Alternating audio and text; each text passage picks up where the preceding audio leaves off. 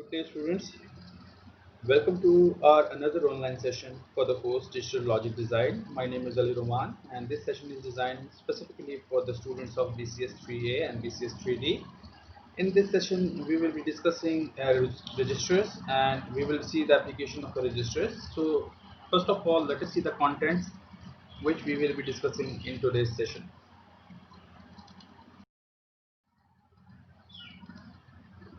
First of all, we will be having the review of the previous session with introduction to the registers. Then we will discuss shift registers. Then the application of shift registers as a serial transfer and the serial adders we will discuss. And then we will have the comparison of serial and parallel. And last but not the least, we will discuss universal shift registers. As far as the reference readings and acknowledgements are concerned, we are still discussing chapter number 6 of the book Digital Design with Introduction to Verilog HCL.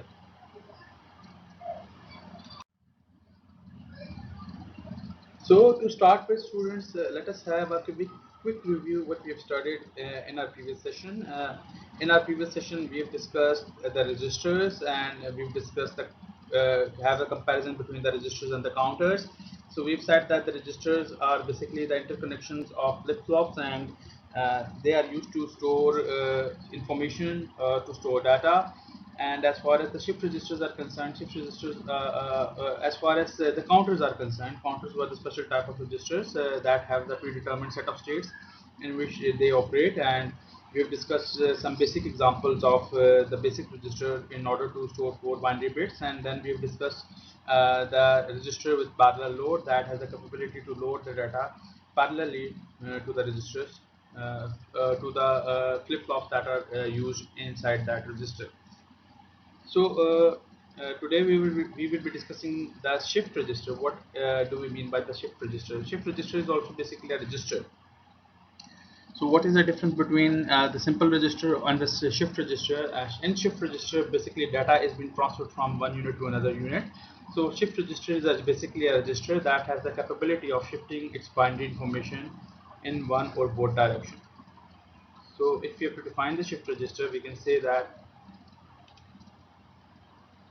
basically it's a register that has the capability of shifting its binary information in one or both direction. So if you see the example of the basic 4-bit shift register, that is basically figure 6-3 of the book, and we say that we are using 4 D flip-flops here, and the output of each D flip-flop is connected to the input of the other D flip-flop, and the data is basically serially transferred from one D flip-flop to another D flip-flop. So after 4 clock cycles, basically the data is transferred to the serial output. So from the serial input, we are applying the data bit by bit. So this data is basically shifted at each clock pulse, and basically we are using the positive edge triggered D flip flops here, and we will get our output after the 4 clock cycles here in this particular case. So data has been shifted from here till here till here and till here serially.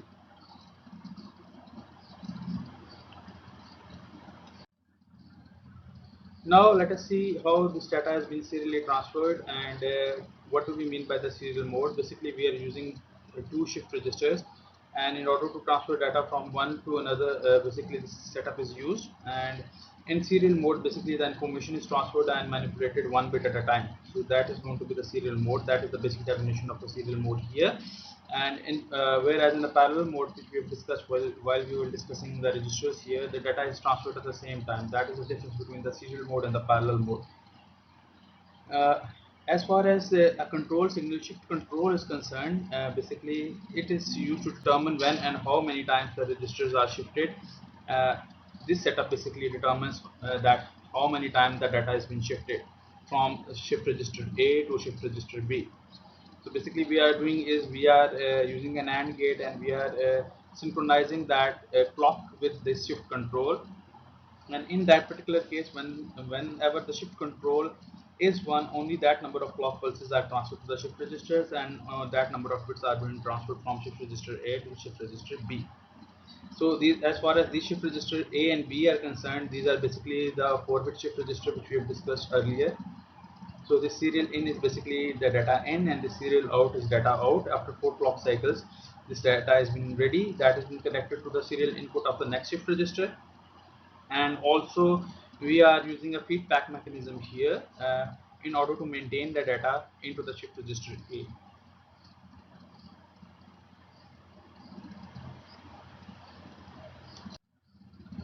Now if you see the serial transfer example, we can see that these are the clock pulses that have been applied to the system, and this is the shift control. And if we observe that whenever the shift control is high, as far as this duration is concerned, this specific duration is concerned, only in that specific duration, that number of clock cycles are being lagged or are being transferred to the main system. So if you see that whenever this shift control is high and these clock pulses are then shifted to the inputs of the shift register A and shift register B, because we are using AND gate here, and uh, this is due to the usage of the AND gate. So since we have to transfer 4 binary bits, so these 4 clock pulses will be used to transfer binary bits serially from one shift register to another shift register. So let us see the example how this data has been shifted here. Let us assume that the initial value of shift register A is 1011 and shift register B is 0010. So after 4 clock cycles, this data 1011 must be shifted from shift register A to shift register B output. So let us see the mechanism how this has been operated. If you see the operation of these clock pulses, that duration T1, T2, T3 and T4, these are basically these clock pulses T1, T2, T3 and T4, and at each leading edge or the rising edge of these pulses, one bit is being shifted. This is the leading edge, this is the leading edge or the rising edge, this is the rising edge, and this is the rising edge. So after application of the first clock pulse, if we see that this one from shift register A is being shifted to the first D flip flop of shift register B, and again at the same time this one is being assigned back to shift register A due to that feedback mechanism. Now the new data for the shift register A is 1101, and after application of that next clock pulse, this 0 will be shifted here, and the next bits are being shifted forward. As far as the previous data is concerned, this 1 is being shifted here, so the new data is 1 1. This one moves here in that placement, this one takes its placement, the other 2 bits are discarded, and this one is being assigned back to shift register A. And this mechanism will continue unless and until all the 4 binary bits from shift register A are being shifted to shift register B, which you can see after the execution of T4.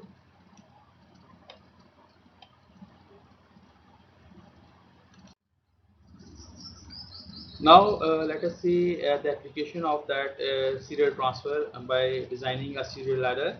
So what is the difference between a serial ladder and the parallel ladder? We can say that, or the simple ladder. If we have to design a 4-bit adder, we have to use 4 basically 4 ladders, 4-bit binary adder. We have to use 4 full ladders. So the number of resources we are using as far as the hardware implementation is concerned are more as compared to the serial addition process. And since the number of resources are more the cost element and the other power consumption element also is high as compared to the serial addition. As far as the serial addition is concerned, we will be using a one full adder, and with that full adder will have the capability to add all the 4 binary bits with the help of the serial shift registers. and we will see how the setup will operate. So first of all, the bits of two binary numbers are added one pair at a time to a single full addition full adder circuit.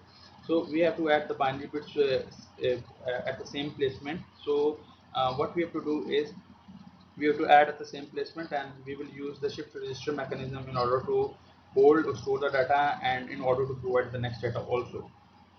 So how we're going to initialize that? Basically we've got two numbers a and b. A is augment and b is addend. So we have to form a plus b here.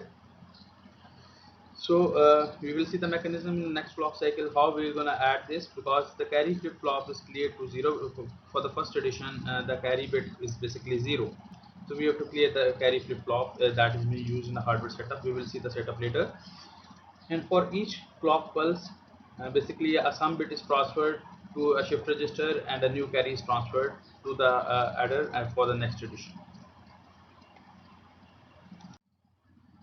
So this is the setup basically that has the capability to add the numbers, and let us see how the setup will operate. This is basically figure 6-5 of the book.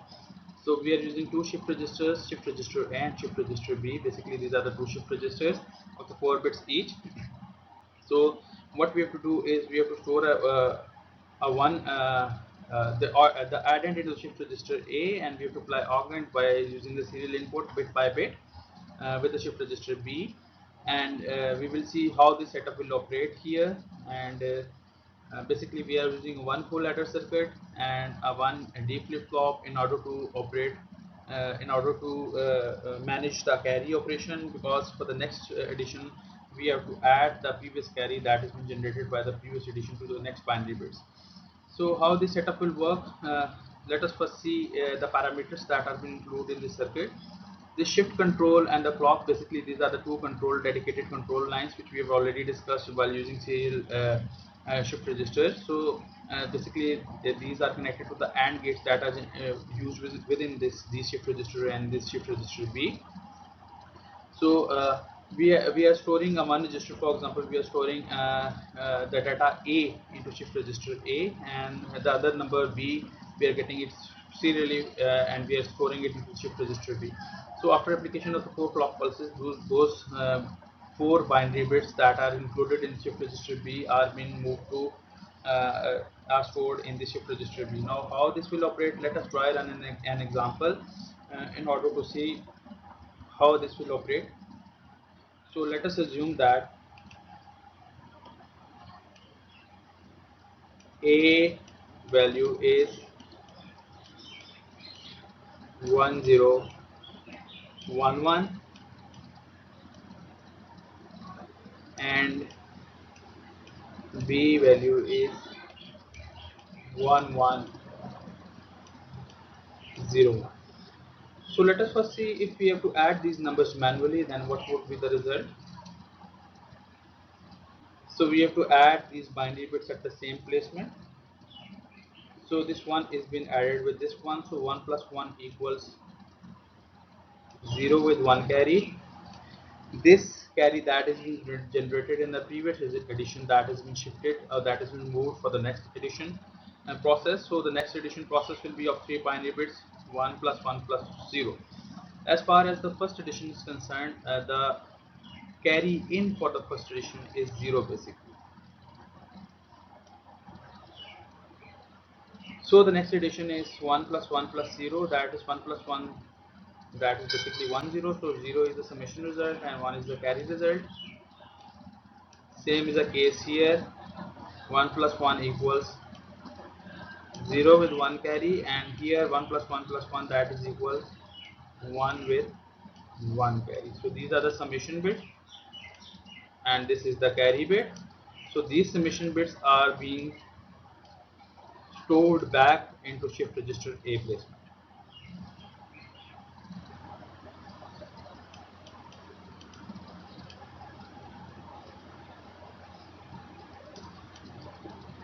If we see the mechanism here that has been used here in order to store each binary bit back into the shift register A. So after 4 clock cycles with application of the data, the shift register A is being uh, stored with the summation result, that is 1000, and this carry is basically that is the final carry, that this is the final carry. You can also store this final carry by using some additional register also. So let us see how this will work. Shift register A has the data 1 0 1 1, and B has 1 1 0 1. With the first clock pulse D1, this one is being shifted here, this one is being shifted here, and by default the carry is for the first addition, that is 0.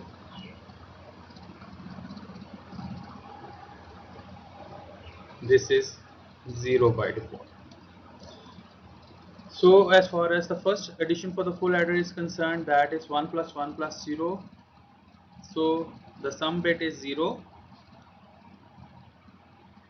and carry bit is 1, that is being applied to the input of this D flip-flop. This 0 is being transferred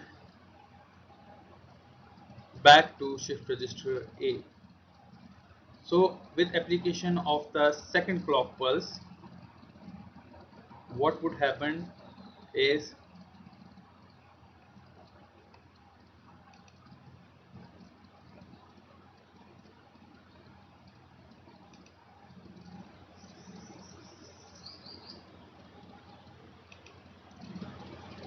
this 0 is being shifted here and this one is moved here. So at that time instant, at the same time, this 0 is moved to this placement, and with the delay of one clock pulse, this one is being shifted here. So the new data at that specific time interval with the shift register A will be this one, and B will be this one.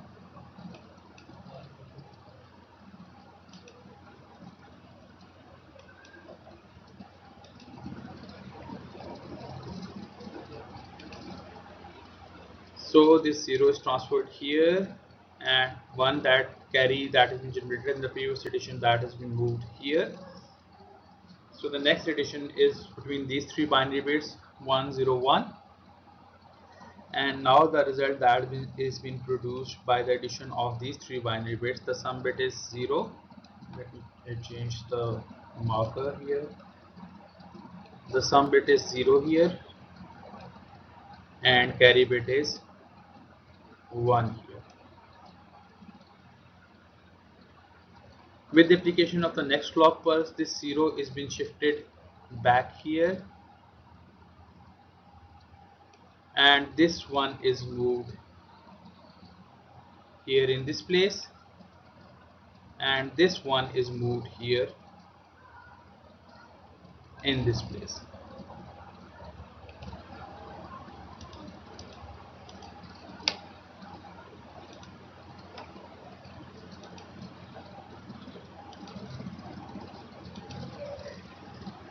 And the data that has been stored in shift register A is now 0010.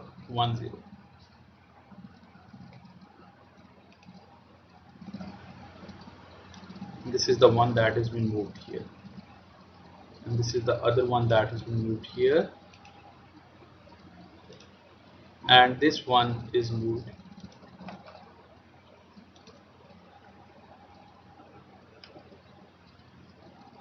here.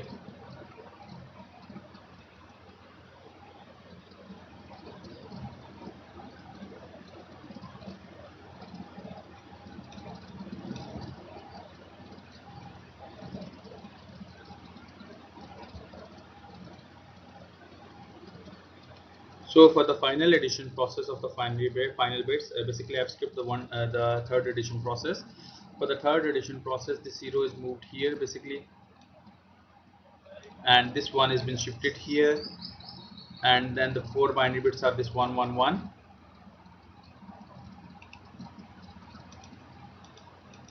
and the data bits are 0001. These are the summation result, and this is the final input bit. This bit is moved here, and this bit, the last bit, is moved here. Now the final addition result is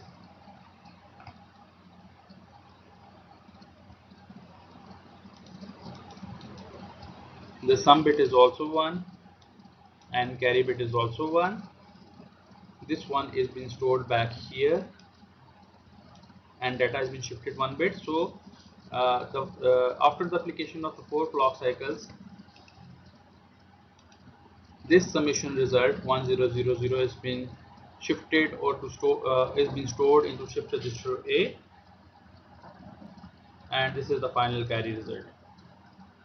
So instead of using 4 full adders here simultaneously, we can implement that sequential sort of the serial adder that has the capability to add 4 binary bits. The main issue with this thing is the speed or the performance as compared to the previous one, because the previous one, as far as the performance, as far as the operation speed, is much more efficient as compared to this one, but this one is much more efficient as compared to the hardware utilization.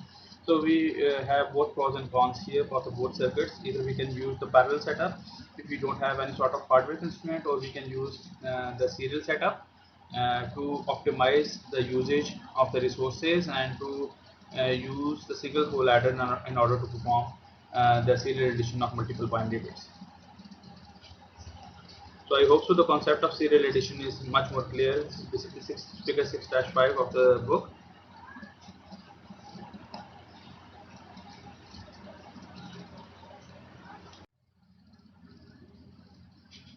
Now let us see the comparison which I have already discussed here. The serial adders use basically the shift registers. These are basically the sequential circuits here. As far as the sequential circuits are concerned, the critical path in the sequential circuits does not exist, only exists in the combinational module. So one advantage of using this sort of setup is that we are having a minimal critical path, whereas as far as the carry look ahead adder was concerned, we have a critical path that goes to all the 4 full adders, and our performance was limited due to that. It only requires 1 full adder and a carry flip-flop. So the hardware is much more optimized, but this response of the system in this particular scenario is slower as compared to the parallel setup. Now, as far as the parallel adders are concerned, we can use registers with parallel load for some, the setup which we have already used here. But the parallel adders are basically the pure combinational circuits, and the number of flip-flops that are required are dependent upon the number of binary bits we have to add. For example, we have to add 64 bits, two numbers of 64 bits each. Then we have to have 64 full adders in order to perform the parallel addition process. So n is basically the number of bits that are required to be added, and basically that is the size of the input. So that number of adders are required in order to perform that addition. So what we are doing is these sort of setups are faster, but as far as the resources are concerned, the hardware resources are concerned, uh, this approach is not economical as compared to the serial approach. So both approaches have their pros and cons. That is dependent upon the requirement. Sometimes it is required to have the speed as a performance parameter. That is important. So we are going towards the parallel ladder where resources are not a constraint, and sometimes we have the applications in which there is a constraint on the number of resources or the area utilization on chip, then we have to opt the setup that is much more area efficient or the resource efficient. Then in that particular scenario, serial ladder seems to be beneficial as compared to the parallel ladders.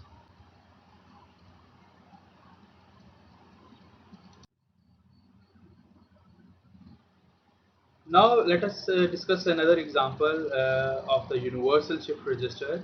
So as far as name is concerned, it's the generic shift register.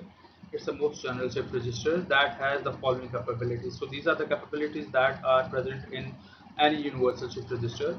For example, clear control to clear the register to 0. If you have to reset the register, basically that we have a clear input that will reset all the registers that are included in the shift register, or all the flip-flops that are used in that shift register to 0. A clock input, it's a clock sequential circuit basically, so we have to require a clock input. Shift right and left control. We can either shift the data from left to right or right to left, from least significant bit towards the most significant bit, or from the most significant bit towards the least significant bit of the data. So we have that control, dedicated control line that is responsible to enable the shift right or left operation, and the serial input and output lines associated with shift right and shift left. A parallel load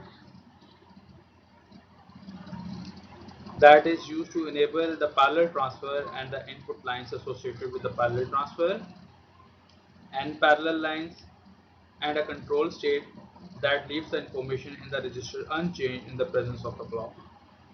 So these are the key parameters, we can say that key properties, key functionalities that should be there in a universal shift register.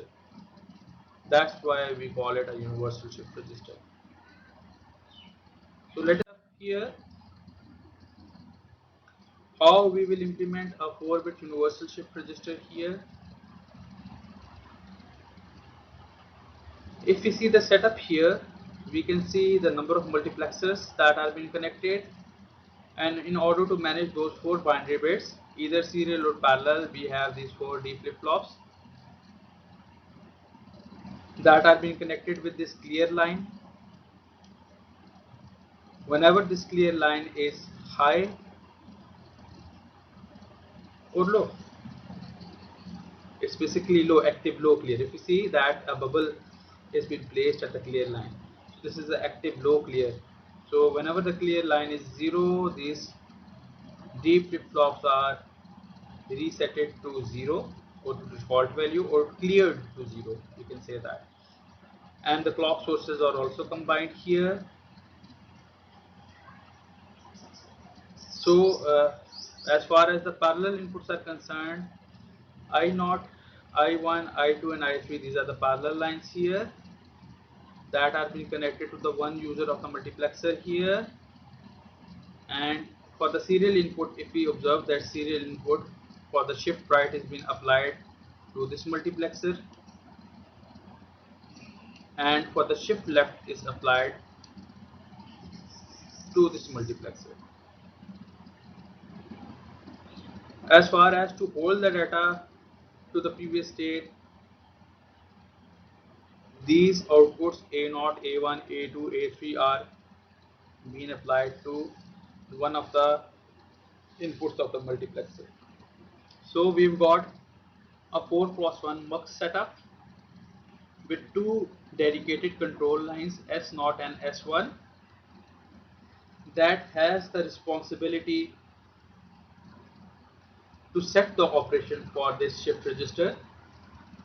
For example, if S0 and S1 are 0, 0, if you place this bit 0 and this bit also 0, then whatsoever the data at the input line 0 should be moved forward. And if we observe that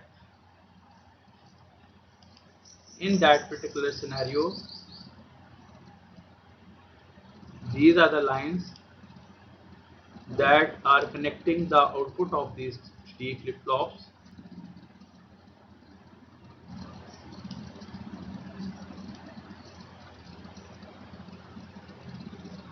to these respective channels. So whatsoever the previous output was, that is being forwarded here.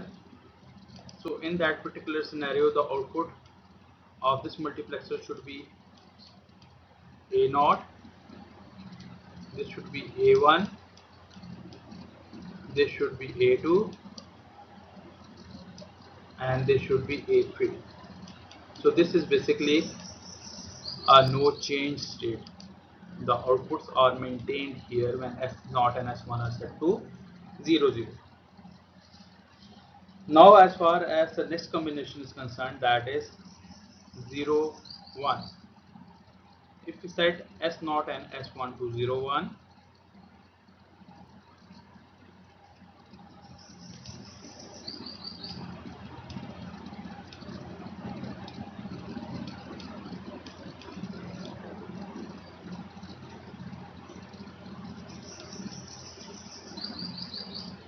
in that particular scenario,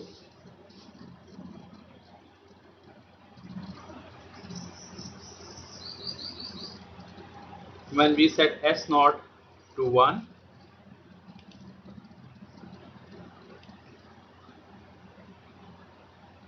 and S1 to 0, this channel is being selected,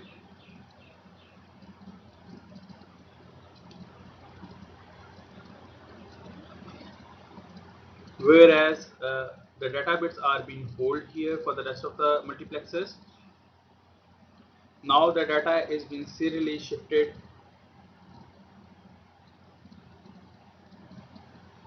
by using shift right operation.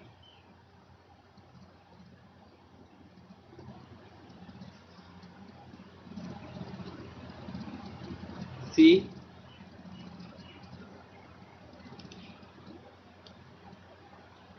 data has been shifted from here to here, from here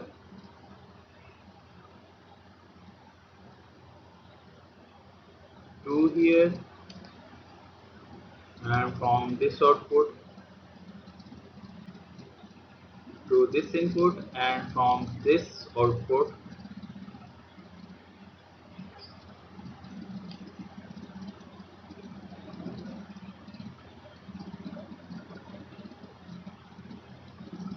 to this input.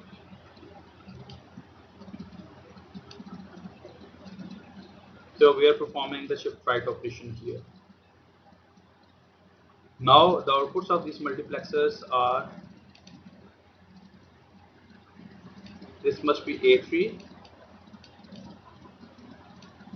this must be A2, this must be A1, and A0 is being assigned here in that particular scenario. So this is basically a shift right operation.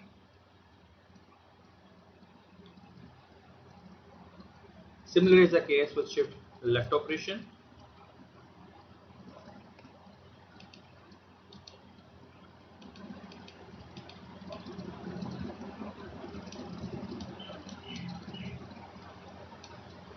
So let us see the last combination, that is 1, 1.